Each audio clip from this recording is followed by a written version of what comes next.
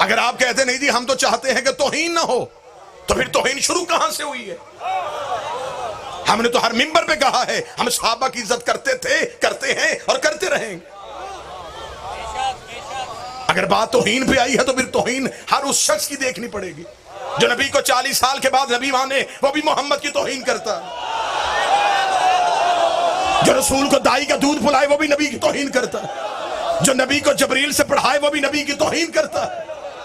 आज कहते हैं जी सहाबा को गाली देने से, सहाबा की तौहीन करने से बंदा काफर हो जाता है, उसे कैद भी हो, उसे सजा भी हो। तुम्हारे फैसले का खैर मकदम करता हूं कि जो सहाबी को गाली दे उसे सजा भी मिलनी चाहिए, उसे जुर्माना भी होना चाहिए, लेकिन तुम्हें अपनी किताबों से वो बंदा निकालना पड़ेगा जो जुम्मे के खुतबों में मिंबर पे बैठ के अली को गालियां देता रहा।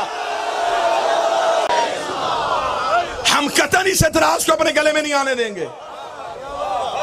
हमें पहले यह बताओ कि मियार क्या है।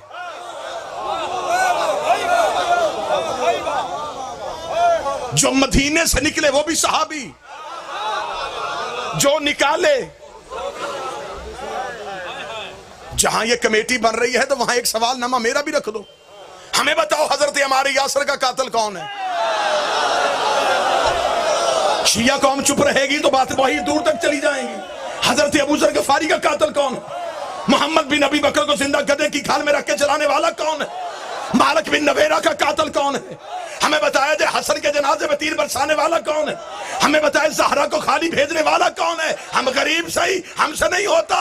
कातिल भी रज़ी अल्लाह, मकतूल भी रज़ी अल्लाह। कोई एक मियार बनाना पड़ेगा। अहले बैत की इज्जत हमारा ईमान है। ये बहुत बड़ी साजिश है। ये आले मोहम्मद को पहले मरहले में रजी अल्लाह साबित करने की कोशिश करें, फिर दूसरे मरहले में जाके कहेंगे कि रजी अल्लाह से तो गलती हो सकती है। शिया अजान पे पाबंदी लगाई जाएगी, शिया किताबों पे पाबंदी लगाई जाएगी, शिया लिटरेचर वापस किया जाएगा। लिहाजा हम अपनी जिंदगी में यह जुल्म नहीं होने देंगे। हम जिसे आप मानना चाहते हैं आप माने, लेकिन अहले बैत के साथ हम कतअन कोई ज्यादती बर्दाश्त नहीं करेंगे। जो जन्नत में जाए, जो जन्नत में जाए, तो जो मेरी तरफ मैं बिल्कुल खत्म करना, जो जन्नत में जाए वो भी रजी अल्लाह, जो लेके जाए वो भी रजी अल्लाह। सहाबा की इज्जत है, आले मोहम्मद की अतात है।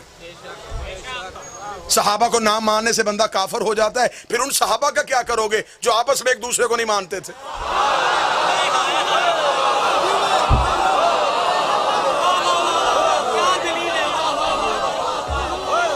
भाई जंगे जमल में कौन थे? सफीन कौन थे? ये मुसलमानों के ग्रोह आपस में लड़ रहे थे ना। पहले इनका फैसला करो। लिहाजा जिस तरीके से इस मुल्क में मराइल चल रहे हैं वैसे चलने। आप सहाबा के नाम पे मस्जिदें बनाएं, आप सहाबा के नाम पे रोड के नाम रखें, आप मदरसों के नाम रखें, हमें कोई तुमसे लड़ाई नहीं। लेकिन कभी भी आले मोहम्मद की बराबरी सहाबा से हो ही नहीं सकती। आप सहाबा से मोहब्बत करते, पहले सहाबा से तो पूछ लें कि वो खुद अहले बैत से बराबरी करते थे। इसे कहते हैं शाह से ज्यादा शाह के वफादार बनना। भैया आप पहले सहाबा के आप सिपाही बन रहे हैं, पहले उनसे तो पूछ लें।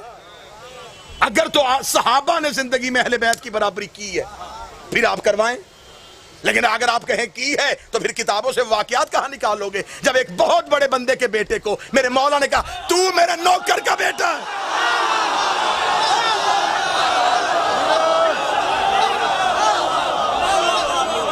तू तो मेरे गुलाम का बेटा। उसने घर जाके कहा था बाबा तख्त हमारे पास, हुकूमत हमारे पास, ये कच्ची हवेलियों में रहने वाले सैयद हमें नौकरों के बेटे कह रहे हैं। बाप ने कहा यकीन है कहने वाला हसन ही था। ये वाकया किसी शिया किताब में नहीं लिखा। हाँ को गलत फहमी ना बढ़े कि शायद ये शिया किताब में कोई वाकया नहीं है। ये अहले सुन्नत भाइयों के यहाँ है। उन्होंने कहा कि मेरे मौला हसन से ने कह दिया था, उन्होंने कहा कि इससे क्या है, लिख के दे दे। और आगे तो मौलवियों ने मजीद वाकई में दिलचस्पी पैदा की है कि बेटे ने कहा बाबा लिखवाऊं क्यों? उन्होंने कहा जब मैं मर जाऊं तो मेरे कफन में रखना। उसने कहा इसके कफन में रखने से क्या होगा? उसने कहा मेरी बख्शिश हो जाएगी। बेटे ने कहा फिर इतनी कीमती चीज मैं तेरे कफन में क्यों रखूं?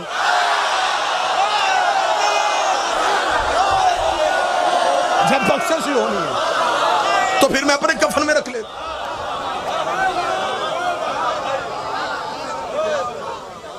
हुजूर यहां पे सख्ती नहीं चलेगी, यहां पे एक मजहब को ताकत की बुनियाद पे दीवार से लगाने की कोशिश न की जाए।